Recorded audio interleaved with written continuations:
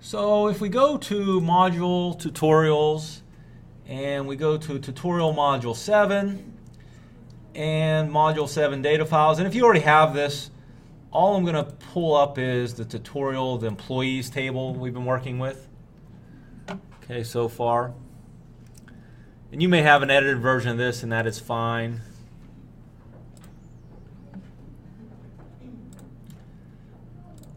So let's go to the employees table, okay, that has our data in it. And let's say I'm going to change 2 of them to have, I don't know, last name of my last name. So I'm going to change 2 to Miko. And then maybe I'll change one up here to Miko as well.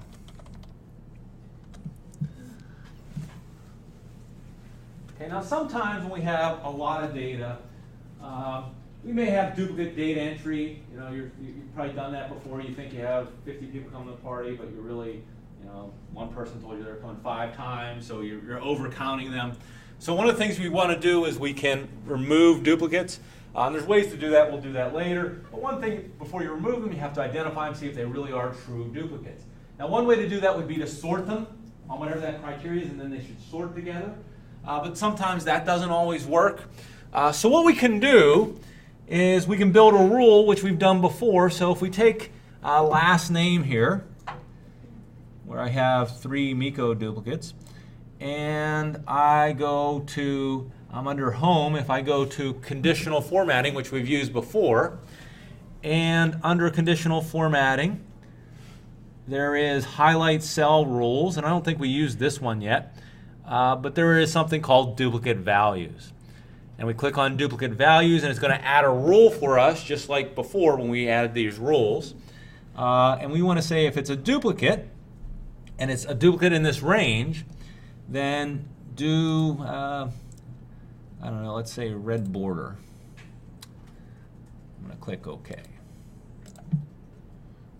Okay. And it looks like we have more than Miko duplicates in here. It looks like Hansen and Young are also duplicates.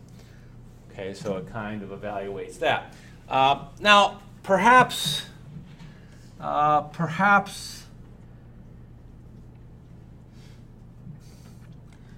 these aren't true duplicates because it is possible we hire 2 people with the same last name, happen to say Francis all the time. So maybe we really want to identify true duplicates. So a little bit differently, I'm going to go down here to Manage Rules, and let's delete that rule. So I'm going to go to Delete Rule, get rid of that rule. Whoops. Did I not delete it? Conditional formatting, Manage Rules.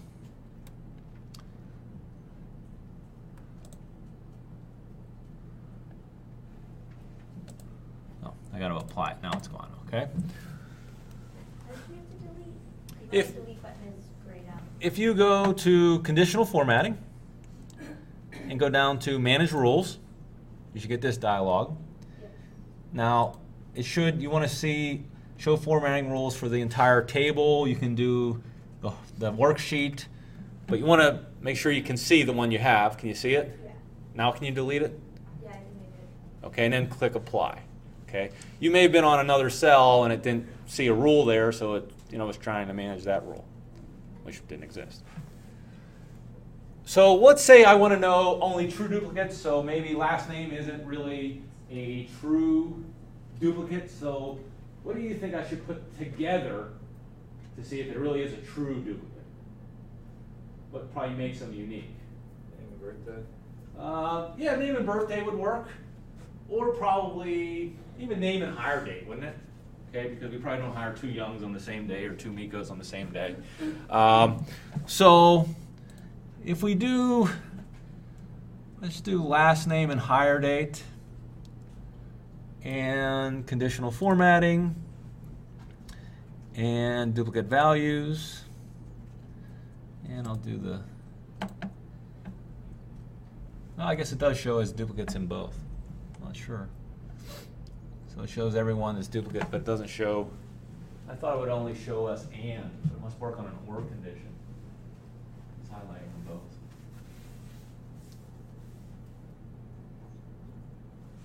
I guess what I would do after that is to make sure.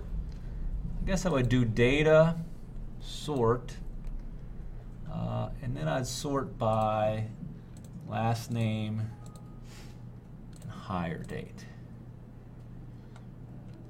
And then I guess I could see if there was any true duplicates. It doesn't look like there are.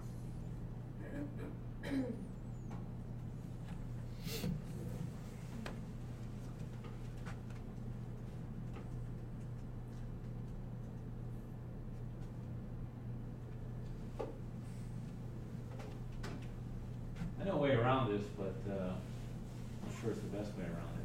What we could do, if we truly only wanted to identify true duplicates, and bear with me here, let's add another column. Let's call it dupe finder.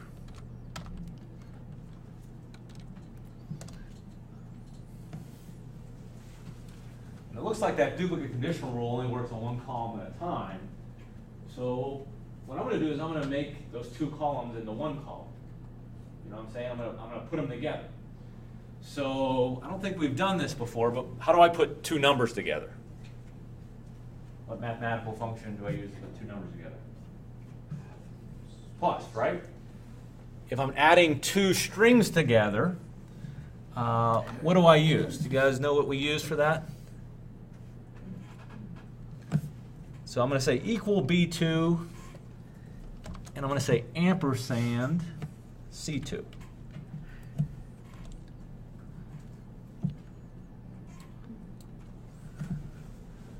and what that does is it's called like a string addition, string concatenation. So it builds a new string, basically last name, and then shoves on the birthday on the end of it. So I've taken those two fields and made them one field, right? Does that make sense? So now if I apply the conditional rule to this one, let's apply the duplicate rule of this.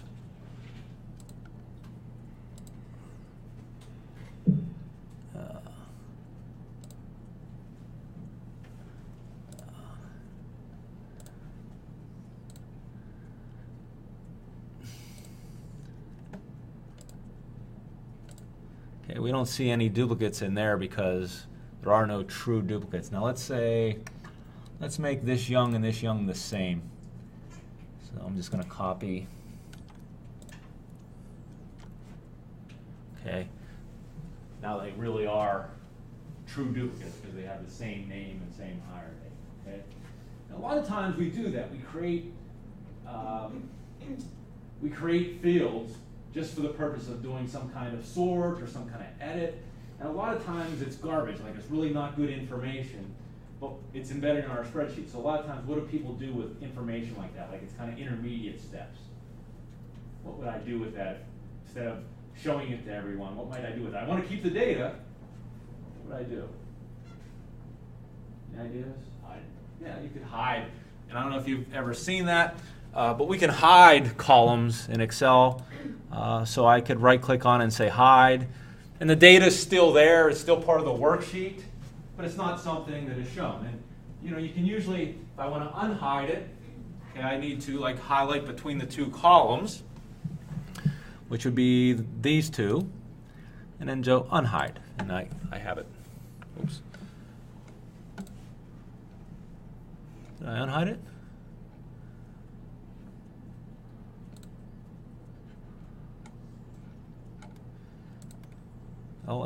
Oh yeah, N's in there, right? There it is, yeah, unhide. And the way you can tell there's hidden columns is, you know, breaks in your alphabet. You know, an L, M, and there was no N. So if you remember your alphabet, you can find hidden values. Okay, any questions on duplicate finding? All right, so let's go back to the last concept we're going to do in Module 7. And we're going to take that raw data and do a summary of it. Okay, so we have Austin, different locations. We have Austin, we have home, we have Nashville, we have New Orleans, and we have a total. So what I'd like to do, and I could do this with a pivot table as well, and I probably would actually prefer a pivot table, but we can use functions as well to do this. So if I want to count the number of people that live in Austin, what function, and you guys should be familiar with this function, what function should I use to do this? I only want to count them if they live in Austin. Yeah, if I can use the count if function. So equal count if, open parenthesis, and it wants the range that I want to look in. So I'm going to go to employee data, and I'm going to go from F2 down to F101.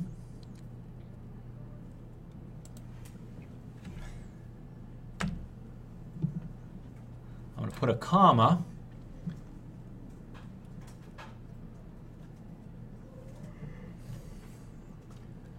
I don't need that. Oh.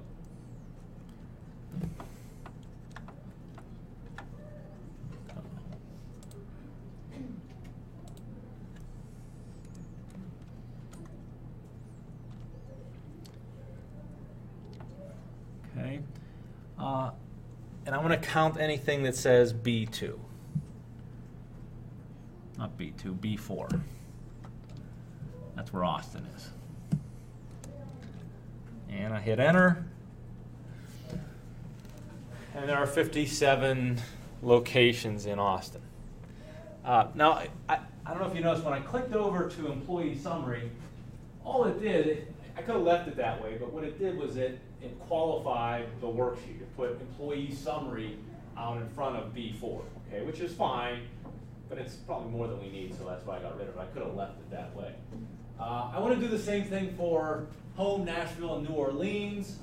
So the range doesn't change, which is nice, but I do want the B4 to change, and it's going to be all good. Why? Because it's going to use relative reference.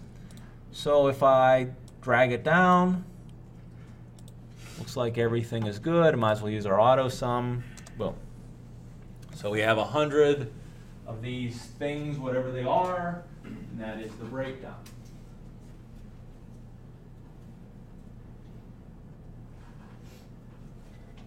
Okay. Now we also want to evaluate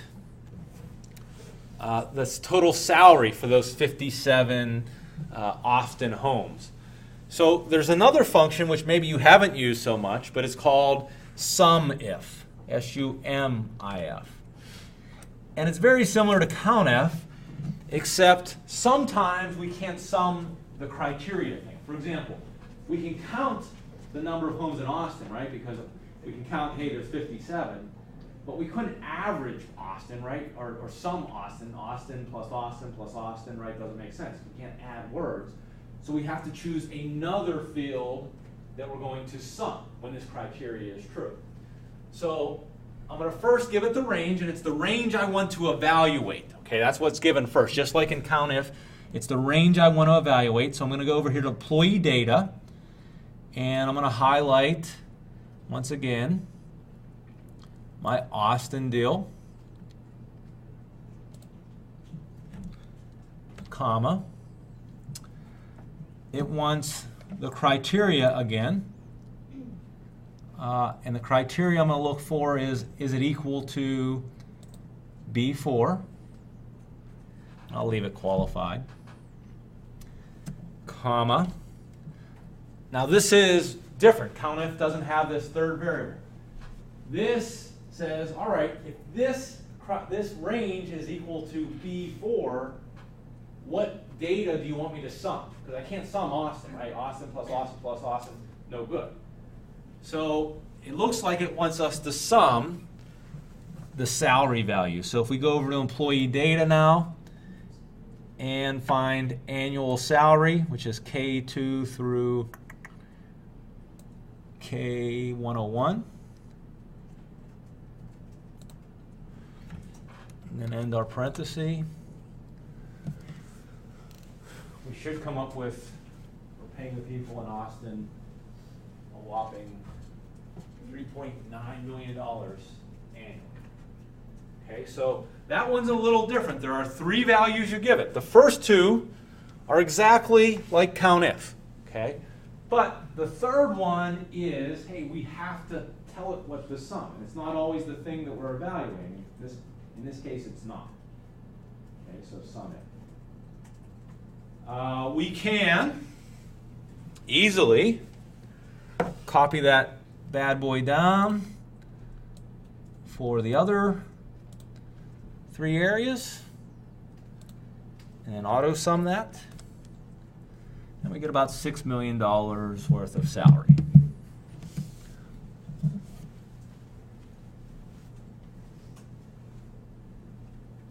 Average if follows the same, well, I could get the average by just doing what?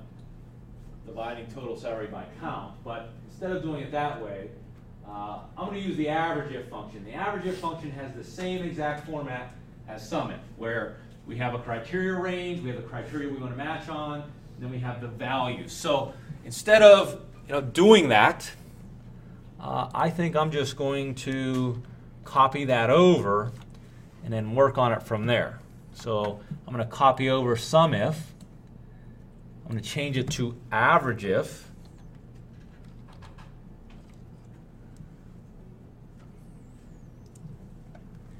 And it looks like I need to change it to be B4 here, because I copied it over a column, so it adjusted it over one.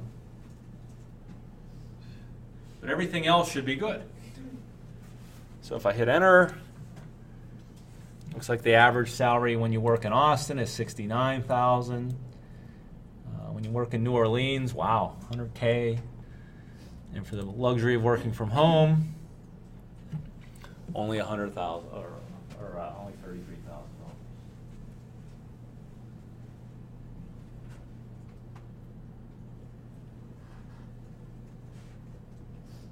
Good, Rob. My sum if isn't working. What's it doing, Rob? Just putting in a blank line. Like that. Want to look at mine again?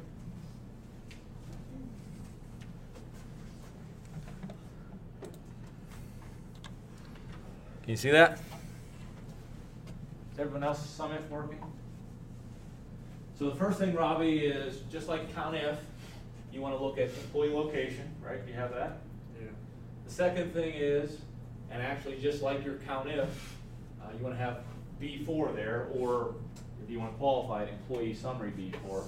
And then the third thing is you want to look in the employee at annual salary, and that's what we're going to sum up. To give you an error, just gives you a blank line. It just gives me a blank line. That won't work. Okay. Just for fun, because we can. Let's see how fast we can make this same table with a pivot table. So let's go over to employee data. I'm going to go to insert, pivot table. We're working on our employee table. Great. Let's put in a new worksheet. Great. What do I want to put over here in the row labels? What do I want to put in the row labels? What do I want to drag the row labels? Location. Very good. Drag location down there. Okay, drag location down there. Boom. Gives me Austin, home, New Orleans, all those good things. What do I want to drag into the values area? First thing I'm going to do is count it. So how can I count it? Just drag location down there again. There's my 57, my 7, my 21, my 15. Hopefully that matches the same values we had before. I want the sum of the salaries in that area. So what should I drag down to my values area? Annual salary.